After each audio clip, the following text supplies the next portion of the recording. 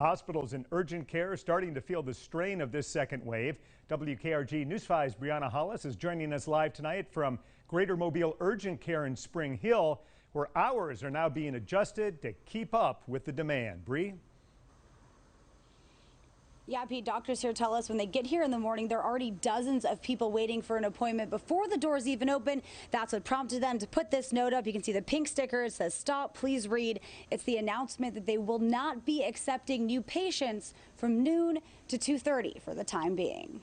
We've got to, at some point during the day, stop seeing new patients just to catch up with the patients that have registered.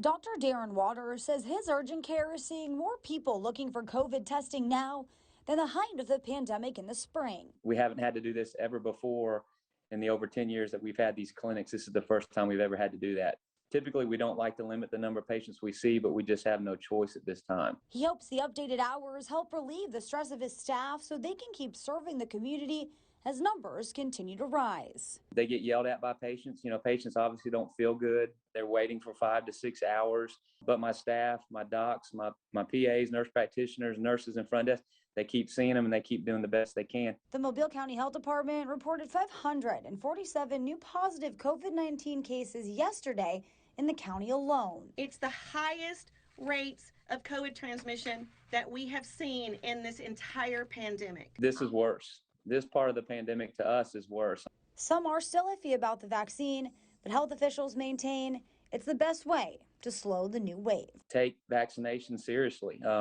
I don't think the government's going to follow you, but even if you feel like the government's going to follow you, you still need a vaccine.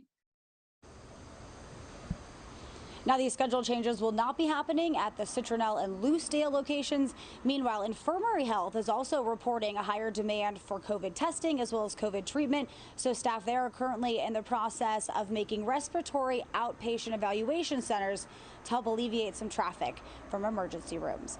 Reporting live in Mobile, Brianna Hollis, WKRG News 5.